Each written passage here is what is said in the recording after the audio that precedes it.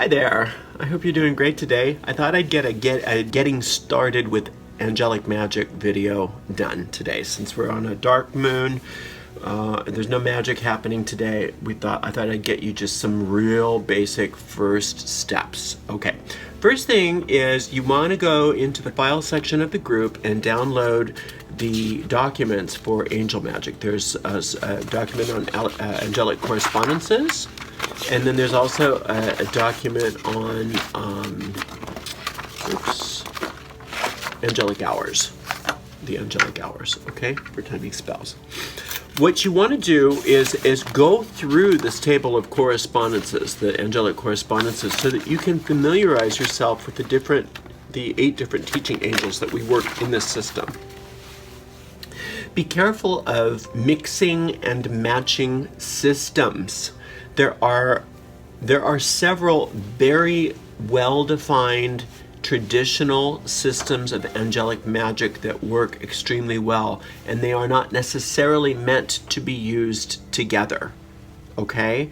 Sometimes you can borrow certain things from other systems, and sometimes you shouldn't. And until you understand and master one way, please do yourself a favor and stick with the one way and master it, and then reach out.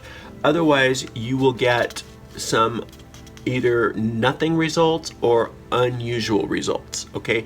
Angels are real beings. They are powerful beings. They are not a figment of your imagination, okay? They are powerful, powerful beings, and until you've come in contact with them, you won't understand this, all right? Now angels, when you hear about them online and in a lot of these New Age books, they are depicted as sort of being, beings of pure love, which they are, beings of pure forgiveness, which they are, but what they don't tell you is they also can kick your ass, okay? They are teaching angels, and if you are going off the rails, or if you're doing stupid things that you should know better, or if you are being lazy and you are not following a decent system, they will eventually let you know, okay? So beware this. Now, if you're just getting started with angelic magic, just download the Angelic Correspondences, and you can also download. There's a table of there's some documents on the Kabbalah and some videos on the Kabbalah, which you should watch as well. That'll help you and understand what they mean, which angel works for which. Okay, then watch the video also on your birth angels, and there should be a document on the birth angels as well on the Facebook group, so you can find out who your specific guardian angels are, your birth angels. Now your moon angel is your most important angel, and then your sun angel. You can also use these other 2. There's actually, you can use 5, but we don't want to go into all of that. But these 4 that we would list in this document are the main ones, especially the first 2, and those are the ones that you'll want to start with. Now there's something in there called, and you'll hear about this also in the Birth Angels video, called the Angelic Silence, and that's a good place to start. Okay, so when you read through these correspondences, you will notice that each day of the week, oops, this is the wrong correspondence, because the Angelic Correspondences, each day of the week an angel rules. Okay, so Sunday, Michael rules. Monday, Gabriel rules. Tuesday, Samael rules. Wednesday, Raphael rules. Thursday, Sakiel rules. Friday, Anael rules. Saturday, Cassiel and Uriel rule. Okay, so they share a day. So, you will also notice on this table of angelic hours that there are certain days that are not days that they rule that are complementary to them. So you want to familiarize yourself with all of this. Go over it and over it and over it again. Ask questions if you don't understand, because you want to get used to working with your angels, with your birth angels first. And you do that either on their days or on a complementary day. Now, when you're working magic, you'll want to try to, if you're not working on their day, you'll want to try to use not only a complementary day, but do it in their hour. Okay, and I will do a separate video on the angelic hours. But for now, if you're just doing the angelic silence, which is basically just meditating with them, you want to learn the word of power, and that's all in that video that I told you about. So go see the video on the birth angels, and go download the all of the documents. Just get all of the documents and put them in a binder like this. Okay, and so then you'll be meditating with your angel once a day at least. So if you'll notice that you have more than one angel, so you want to try to work with your moon angel first. And when you do that, you'll notice that sometimes there are certain days that are not compatible with that angel.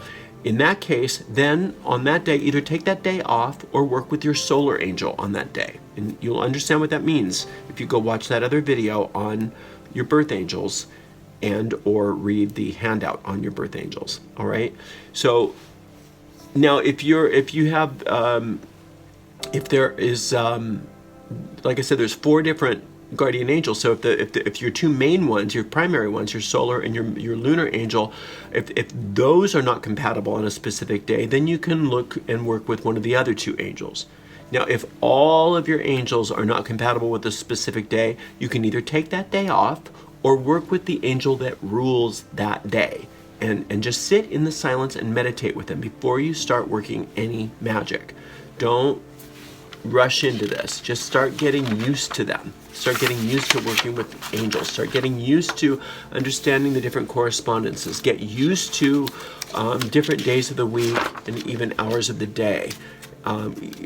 Get into just find a practice and simply meditate with the angels to begin with.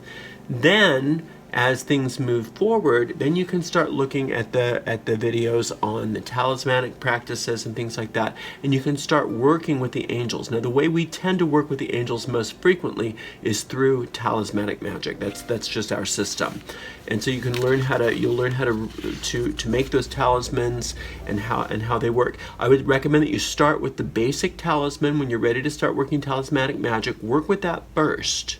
And then just meditate on your desire. Again, with angels also, it's good to have specific objectives in mind. They want to help you. They want to help you. Now, that doesn't mean that you can't just meditate with them too. Of course you can. But when you start working talismanic magic, start having specific goals in mind. And they love that. They love that because what that means to them is that you're serious, that you really want to work on yourself. And when you do things that are specific, what that's doing is it's working your mind to have success in your magic. When you start having a habit of success in your magic, then your magical sphere of influence starts to expand. And we'll do a video on your sphere of influence as well. All right? So getting started with the angels is just keep it as simple as possible. If you start to get overwhelmed, dial it back. Just go back to the angelic silence. Just go back to reading through the correspondences. Just go see who your birth angels are and read about them. Okay? Now, there's a lot of stuff out there about angels on the web.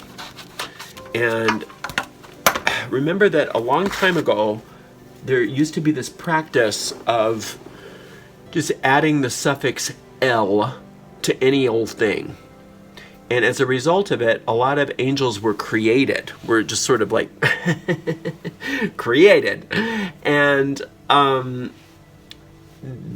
a lot of the lists of angels come from those ancient days. So there's a lot of dubious angels out there that have absolutely nothing to do with any of the I don't want to say legitimate, but they kind of are the legitimate texts on angelic work and angelic magic.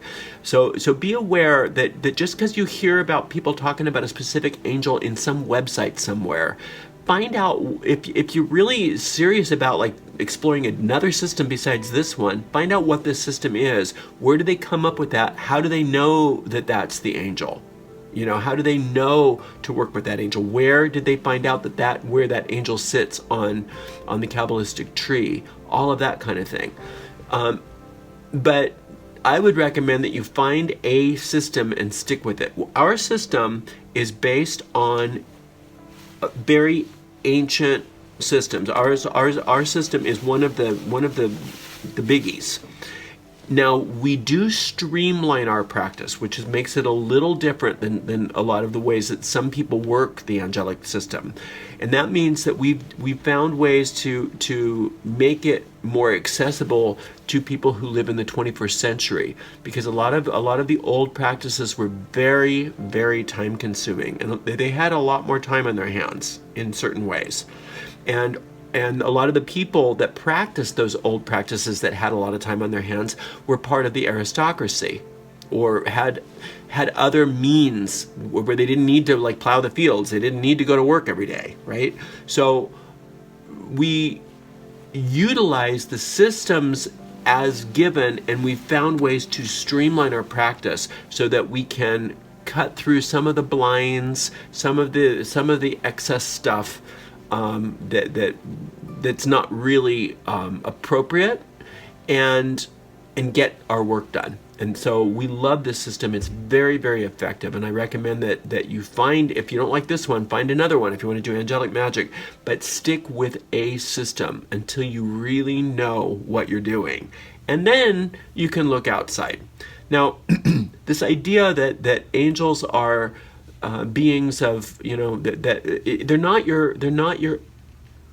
your waitress, they're not your errand boy, they're not your servants. Okay, you can't just say, okay, angel, now Raphael, you work with this, and so I want this, and this, and so I want it by this time. So hop to it, buddy. Praise. That they're not stupid. Just because you put a lot of praise in your words, if you're expecting them to work for you, you will be sorely mistaken, and you will notice that. You'll either get nothing, or eventually, if you keep at it, you'll get a kick in the ass. And to them, it's not that big of a deal to kick you in the ass. But from our perspective, when an angel kicks us in the ass, it hurts. It's clear that that's what they did. And they had every righteous reason to do that, to teach us a lesson, because they are our teachers.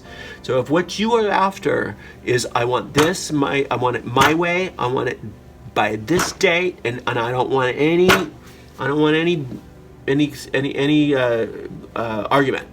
Well, then what you need to learn how to do is study demonology, because there's a branch of demonology. Not all types of demonology are this way, but there's a branch of demonology that's all about, I want what I want when I want it, and I'm going to summon a demon, and I'm going to I'm going to learn how to control it.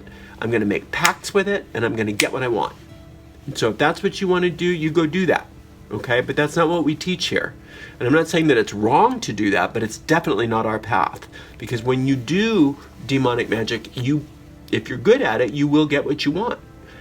And very often, the price that you pay for that thing that you thought you wanted is astronomical, especially once you find out you didn't really want it that much. Anyway, once you realize what it is, it wasn't the shiny thing that you thought it was, but the price that you have to pay for a lot of these things when you work demonically can be quite expensive. Now, that's not to say, that I think that it's wrong or bad or evil, but it's just not what we teach, okay? What we teach with angelic magic, the path that we follow, is yes, we have goals, we have problems, we have things that we need, and the angels want us to work and solve our problems and learn our lessons. And in so doing, we become stronger, better people. But we keep our mind open to how those things will manifest. It's not, I want this, and I want it this way and that way. No. We have specific goals, and then we say, or something better. Please, I don't know. Maybe I think I want this, and I'm doing my righteous work by having a clear goal, but I don't know if this is what's going to make me happy. You do. And so however you think that this problem should be solved, please teach me. Where would you have me go? What would you have me do? How would you have me act?